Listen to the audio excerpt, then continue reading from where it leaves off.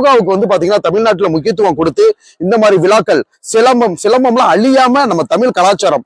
So யோகான்றது முழுக்க முழுக்க முழுக்க தமிழ் கலாச்சாரம்.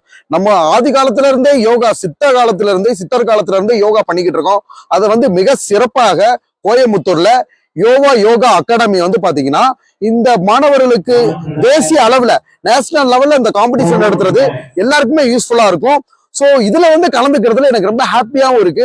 நம்மளோட சிலம்பம் அந்த இது வந்து பாத்தீங்கன்னா அழியாம இருக்கணும், நம்மளோட யோகா வந்து அழியாம இருக்கணும். அதே சமயத்துல கராத்தேவே வந்து பாத்தீங்கன்னா மாணவ மாணிகள் ரொம்ப அழகா வந்து பெர்ஃபார்மன்ஸ் பண்ணிக்கிட்டு இருக்காங்க.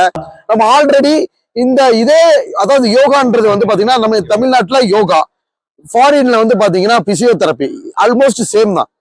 இதுல வந்து பாத்தீங்கன்னா பிசியோதெரப்பி, அதையுமே வந்து பாத்தீங்கன்னா பிசியோதெரப்பில இன்னும் ரொம்ப டீப்பா பயிற்சிக்குள்ள போயிரும்.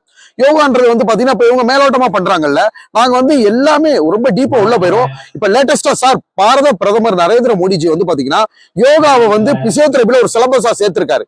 யோகா மெடிசன் அப்படின்னு ஒரு பேப்பரை சேர்த்து இன்னும் பிசியோதெரப்பி வந்து பாத்தீங்கன்னா பொதுமக்களுக்கு நல்லபடியா சென்றடையணும் அப்படின்றத யோகாவும் பிசியோதெரப்பி கம்பைன் பண்ணி பண்ணுங்க அப்படின்னு பாரத பிரதமர் நரேந்திர மோடிஜி, நீங்களே பார்த்திருப்பீங்க சார், நிறைய இடங்கள்ல வந்து பாரத பிரதமர் வந்து யோகாவும் பிசியோதெரப்பி கலந்து பண்ணுங்கன்னு சொல்லி கடைசியில பிசியோதெரப்பில யோகா பாடத்திட்டங்களே உள்ள சேர்த்திருக்காரு.